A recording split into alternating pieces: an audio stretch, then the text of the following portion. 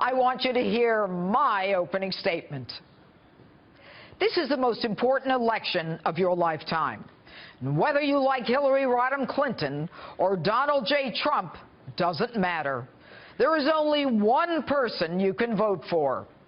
We cannot have a country led by a president subject to ongoing criminal investigations, potential indictment, and never-ending hearings.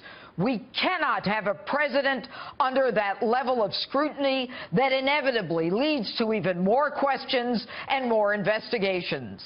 And irrespective of what happens to her, whether she's indicted or even guilty, it doesn't matter. Her guilt is a moot point. She cannot take the Oval Office. Now, in any other business, when the head of a corporation is plagued by scandal, that person steps down and is replaced because the board knows a business cannot succeed without respect and authority.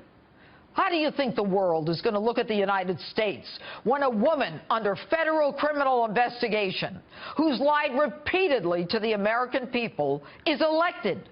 Do you think they'll take her at her word?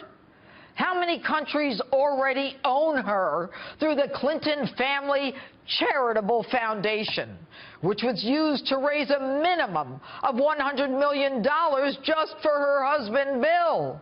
How many countries like Morocco own her because they gave $12 million for 5 minutes with Bill? Just think. We can have our own world joke, like Bunga Bunga Prime Minister Berlusconi under constant investigation while in office and then sentenced to prison.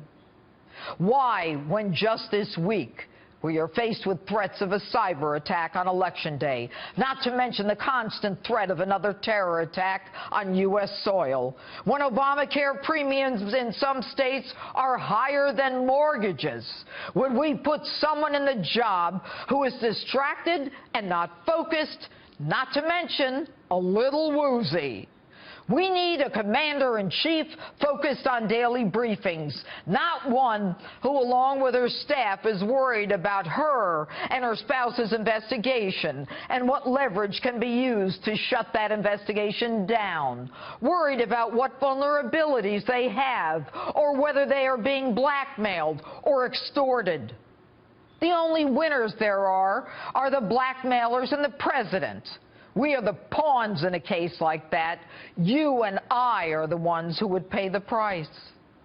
Now, I don't know how old you are, but I personally can't take another chapter of Clinton scandals. The Rose Law Firm, Cattle Futures, Travelgate, Monica-gate, the McDougalls, a husband and a wife, both of whom would rather go to jail than testify against the Clintons, and people dying of all kinds of things along the way. Impeachment. And folks, I haven't even gotten to the 21st century. The woman has a propensity to lie about anything and to forget virtually everything. It's hogwash that 20% of our uranium is sold to the Russians, thanks to the Clintons. Our Department of Justice has already been corrupted by Bill Clinton, and now brazenly, the target of that criminal investigation, Hillary, announces that she'll keep Loretta Lynch as her AG should she become president. And if you are tired of this cesspool of corruptibles and visits from the ghosts of the Clintons' past, then you simply don't have a choice.